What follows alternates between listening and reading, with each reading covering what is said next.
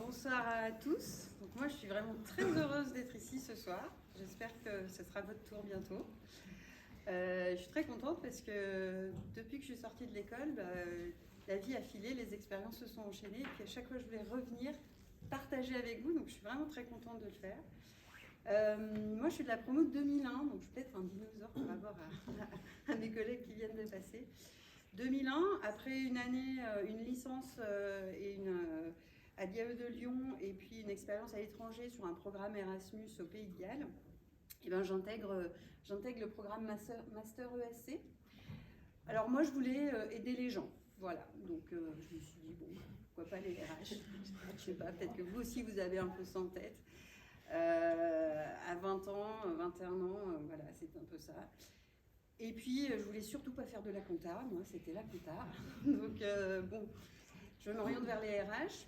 Et en réalité, le marché du travail en 2001 était très dur parce qu'on sortait de l'explosion de la bulle des startups. Je ne sais pas si vous l'avez vu. Mais en tout cas, le marché était tendu et c'est pas parce qu'on avait un diplôme de l'ESC Clermont que c'était facile de trouver un job en RH. Et donc moi j'ai fait une succession d'expériences diverses et variées. Donc je voulais faire de la RH, mais j'ai fait de la communication. Je voulais faire de la RH, mais j'ai travaillé en contrôle de gestion chez Michelin. Je voulais faire de la RH, mais j'ai travaillé à l'ESC Clermont en tant qu'associé à l'association des diplômés. Et puis toutes ces expériences en fait se sont enchaînées. J'étais devenue la spécialiste du remplacement congé maternité avec des contrats de 18 mois. Mais j'ai tenu bon. Et surtout, il y avait toujours un fil conducteur dans toutes ces expériences qui était soit de la communication ou de la formation. Et même quand j'étais en contrôle de gestion, j'étais en contrôle de gestion, mais sur une activité qui était particulière chez Michelin et qui était de la formation. Donc, il y avait quand même toujours un petit lien. Pour finalement arriver sur une expérience plus stabilisante en CDI, où là j'ai travaillé sur de l'ingénierie de formation pour un centre de formation dédié aux industries agroalimentaires. Donc là il s'agissait de rentrer dans les industries et puis d'aller finalement aider les DRH, les RRH à construire des programmes de formation, à recruter, à insérer des collaborateurs sur des métiers en tension. Donc là on était vraiment dans la RH. Pendant 6 ans, j'ai travaillé dans ce centre de formation et puis ensuite, l'un de mes clients était Limagrin. Et donc, j'avais bien envie de passer de l'autre côté. Et du coup, je suis rentrée chez Limagrin en tant que responsable communication et formation pour une des filiales du groupe Limagrin qui est en charge de transformer le grain de première transformation, donc en farine, puis en produits un peu plus élaborés, en produits pour les snacks ou en farine améliorée. Donc pendant 6 ans, là pour le coup, c'était la charlotte, les bottes, la blouse, et le RH, en fait, il est au cœur de l'activité.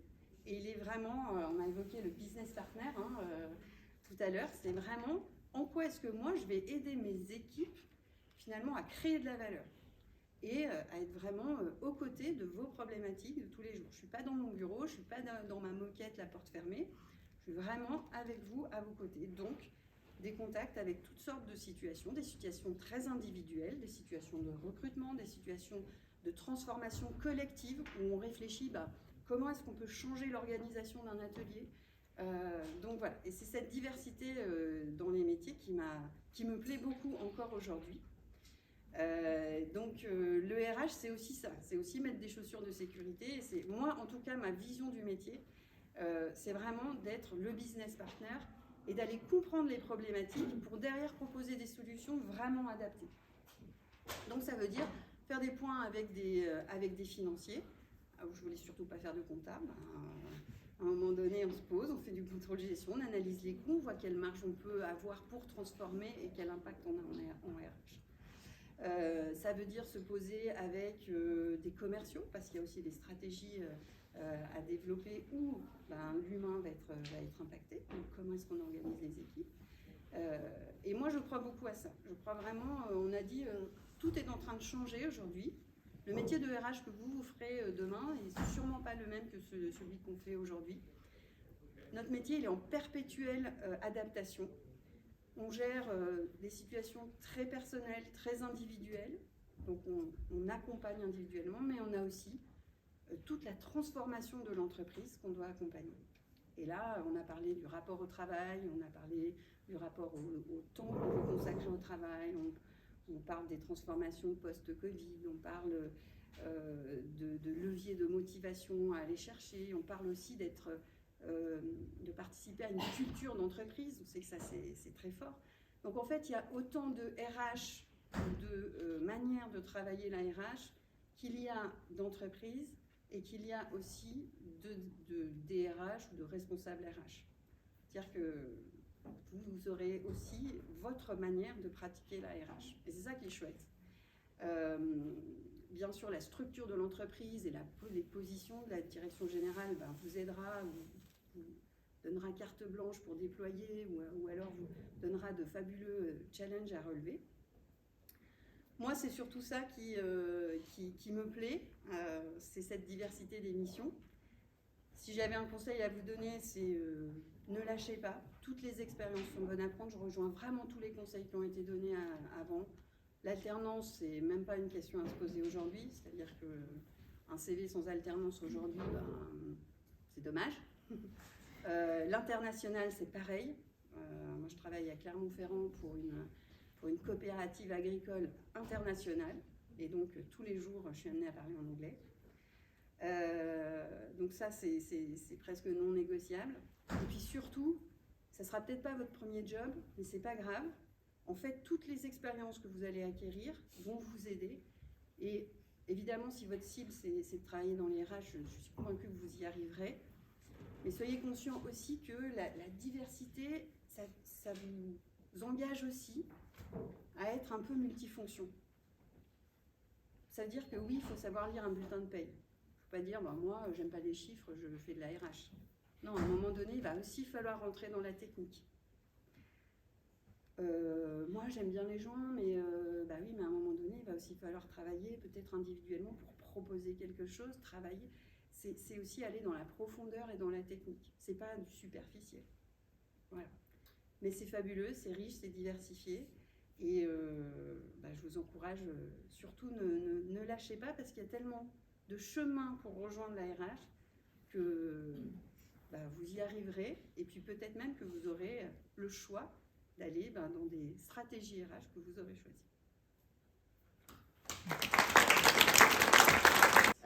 Donc pour me présenter, Faustine, moi je suis issue de la promo 2014. J'ai fait mon parcours en 4 ans. Voilà, je suis arrivée en Auvergne, en fait je ne connaissais pas du tout la région, je suis arrivée en 2010 pour l'école de commerce, puisque je suis originaire plutôt du côté de Chartres, Orléans, voilà, pour ceux qui connaissent. J'ai fait mon parcours, j'ai fait 2 ans de prépa sur Paris, et donc après j'ai enchaîné un petit peu tous les oraux, dans toute la France, les écrits, et puis j'ai choisi l'ESC.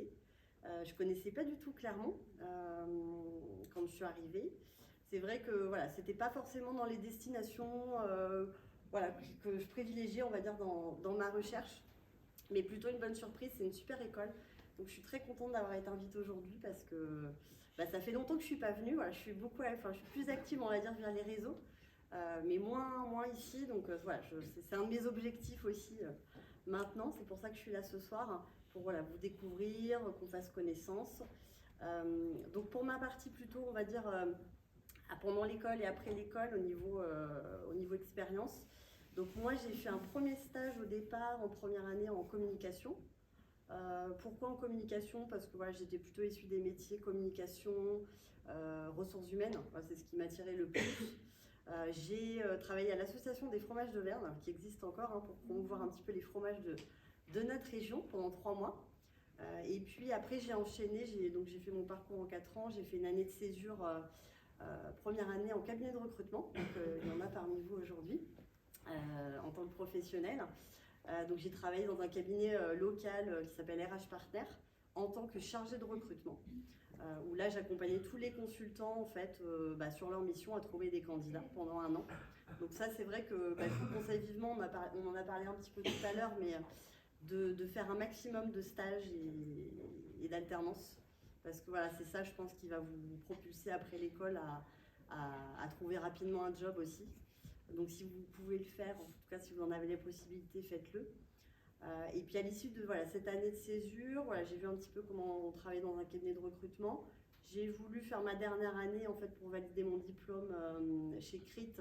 Donc là plutôt côté agence d'intérim, agence de travail temporaire, qui est un petit peu différent. Entre une agence et un cabinet, on ne fait pas forcément le même job. Expérience riche aussi d'1 an en apprentissage avec un grosse partie, 3 semaines plutôt en entreprise et 1 semaine à peu près ici à l'ESC. Et à l'issue de mon diplôme, diplômée 2014, j'ai pas trouvé un job, je voulais revenir en cabinet de recrutement. J'ai pas trouvé tout de suite ici parce que j'étais installée ici avec mon conjoint. Donc j'ai cherché à peu près pendant 3 mois et demi. Pas de cabinet de recrutement qui recherchait à ce moment-là une consultante. Du coup, je suis partie sur Dijon pendant 6 mois. J'ai travaillé dans un autre cabinet de recrutement qui s'appelle Hayes, peut-être que vous connaissez. Et puis, opportunité, en fait, je suis revenue ici, puisque j'ai eu l'opportunité de revenir chez RH Partner, à mes premiers amours en tant que consultante, sur un poste de consultante en recrutement, où là, je faisais plus que du recrutement, mais je faisais aussi la partie commerciale. Parce qu'il faut savoir qu'en cabinet, vous faites, si vous êtes consultante, vous avez une partie commerciale, où effectivement, vous allez à la rencontre des entreprises de la région, pour effectivement vendre une prestation de recrutement, les accompagner dans leurs besoins de recrutement et une partie aussi recrutement. Donc j'ai découvert, on va dire, plus cette partie-là que j'avais vue à l'ESC sur la partie commerce, mais de manière un peu plus poussée dans un autre environnement. Et puis après, j'ai eu l'opportunité d'entrer chez Randstad Search. Donc Randstad Search, c'est le cabinet de recrutement et d'évaluation du groupe Randstad. Donc là, j'y suis depuis mars 2017 maintenant. Donc ça fait un moment en tant que consultante. Et donc j'accompagne toutes les entreprises de la région. Donc il y a des entreprises qu'on accompagne aujourd'hui comme Valeo par exemple, PME, gros groupes, dans leur recrutement de profils plutôt cadres et cadres dirigeants. Voilà, donc aujourd'hui, on travaille quand même plutôt au niveau local et après on a des présences au niveau national. On a 35 bureaux, donc on est répartis un peu partout en France. Il se trouve que j'avais été invitée par Anne Meunier aujourd'hui. J'ai Alizé Roche qui est stagiaire donc chez nous depuis pas longtemps, depuis janvier, qui nous a rejoint pour 6 mois, donc jusqu'à fin juillet. Donc n'hésitez pas, si vous êtes à la recherche dans les prochains mois de stage, on accompagne des stagiaires, alors plutôt dans le domaine recrutement, mais où vous pouvez faire et du recrutement et aussi un peu de commercial. Donc si c'est des sujets qui vous intéressent, qui vous animent, n'hésitez pas à venir me voir après et on pourra discuter autour de ces métiers-là, si vous voulez. Voilà un petit peu pour mon parcours. À toutes et à tous, je vois que vous êtes nombreuses à être intéressés par les métiers des RH et c'est très positif. Moi, contrairement à mes collègues, je ne me suis pas forcément posé la question de mon orientation. C'est vrai que depuis le lycée, j'avais ce poste de RH en tête et j'ai construit mon parcours un petit peu avec cet objectif en tête. Alors, DUT-GEA quand même pour rester généraliste et me spécialiser un petit peu déjà avec des stages en cabinet de recrutement. C'est vrai que j'ai commencé tout de suite par un poste qui me semblait très formateur et ça l'a été, de pouvoir rencontrer tout de suite des candidats en situation d'entretien pour des cabinets spécialisés aussi. J'ai touché un petit peu à de la formation aussi pour tester ce domaine-là chez Limagrin à l'époque. Et ensuite, donc, j'ai intégré le master, enfin en tout cas à l'époque c'était concours passerelle, donc au niveau Bac plus 3, avec un autre stage et j'ai fait partie de la première promo d'alternant en 24 mois. En 2013, du coup, la filière 24 mois s'est ouverte et alors là j'ai eu un choix un peu crucial à faire, c'était 6 mois à Seattle ou une alternance de 2 ans. Chez AXA, j'avais eu une proposition à Lyon, donc ça a été un choix un peu dur que je ne regrette pas aujourd'hui, mais j'ai privilégié l'expérience. Je me suis dit les voyages, on les fera un petit peu plus tard, tant pis. Donc une expérience hyper formatrice sur du recrutement, déjà un petit peu de gestion de carrière, et ce que je voulais voir à travers l'alternance, c'était surtout travailler pour ma propre entreprise. C'est vrai qu'en cabinet de recrutement, on apprend beaucoup de choses, mais on a le sentiment de ne pas suivre les candidats qu'on a pu rencontrer sur le long terme et puis les voir évoluer ensuite, et c'est un peu ça qui m'animait moi. Donc pendant 2 ans, j'ai participé à du recrutement, un petit peu de gestion de carrière, de mobilité interne. Lyon, bah voilà, j'ai quitté un petit peu le territoire puisque j'étais également native de Clermont. Donc ça m'a permis de m'ouvrir un petit peu plus, même si j'étais pas très loin. Et donc, suite à l'alternance, j'ai eu une proposition en CDI directement à la Banque Populaire, donc sur Clermont à l'époque, Banque Populaire Massif Centrale, sur un poste de chargé de recrutement, avec des missions qui collaient vraiment sur la suite de mon alternance en fait. Je m'étais déjà fait un petit parcours, on va dire, assurance-banque, hein, beaucoup sur du service, donc je pense que ça m'a aidé aussi, et c'est pour ça que je ne regrette pas le choix de l'alternance, parce que ça m'a clairement aidé sur mon CDI. Juliette pourrait le dire, j'avais mon CDI avant même d'avoir passé ma soutenance, donc voilà, c'était quand même plutôt fluide. Aujourd'hui, donc, de chargé de recrutement, j'ai évolué il y a maintenant 4 ans sur un poste de RRH. RRH en banque, concrètement, ça consiste à gérer ce qu'on appelle un portefeuille. Alors, ce n'est pas des clients, mais des collaborateurs à mon niveau. 400 collaborateurs que je suis sur des territoires géographiques pour ce qui est des agences, et puis sur des directions au niveau du siège, sur des fonctions support. Donc, je peux recruter un jour un chargé d'accueil ou un conseiller part pro, ou recruter un auditeur, un contrôleur de gestion le lendemain. Donc, j'ai quand même une variété de métiers hyper riche. Et ce qui est bien dans mon métier, c'est que voilà, je peux voir l'évolution d'un collaborateur que j'ai recruté en agence, qui passe sur un métier voilà, un peu plus d'expertise, et je l'accompagne dans son évolution professionnelle. Donc c'est ce qu'on appelle voilà, GPEC, c'était l'ancien terme, GEPP maintenant, sur tous les accords qu'on peut avoir. Et c'est ça qui me plaît en fait, c'est ce qui m'animait dans les RH, c'est le côté humain. Le côté humain, il faut aussi se rendre compte qu'au quotidien, bah, des fois, ça peut être dur. Et c'est peut-être le conseil aussi que je vous donnerai, c'est d'avoir conscience que tous les jours, c'est pas facile, parce qu'on accompagne des gens, de l'humain, et qu'on fait au mieux pour contenter tout le monde, mais que des fois, bah, il faut un peu prendre sur soi, prendre un peu de recul, qu'on ne peut pas satisfaire tout le monde aussi dans nos métiers. Donc ça, c'est peut-être voilà, le côté, je dirais, un peu plus compliqué du métier qu'il faut avoir en tête. Comme on le disait, le métier est en pleine mutation aussi, les attentes ont changé, le rapport de force candidat-employeur a changé aussi. On est presque un petit peu plus dans un rôle commercial, de donner envie de nous rejoindre aussi. On met plein de moyens en place. Donc voilà, au-delà du recrutement, de la gestion de carrière, il y a tout ce qui est marque employeur, les réseaux. Donc il y a vraiment tout un panel d'activités qui est hyper riche. Donc voilà, moi je vous conseille les RH aussi pour ça. Capitaliser sur toutes vos expériences, stages, alternances. Essayez de construire un petit peu le début de votre parcours en vous disant bah, est-ce que j'ai envie d'intégrer une fonction généraliste?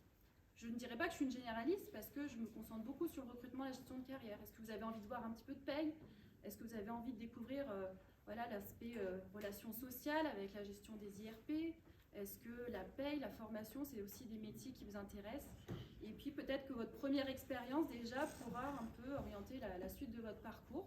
Donc c'est des choses à imaginer déjà au départ, même si bah, forcément au départ on a quelques opportunités, on n'a pas non plus forcément toujours le choix, mais voilà un petit peu moi ce que je pourrais vous conseiller. Et comme mes collègues, je reste à votre disposition si vous avez des questions également.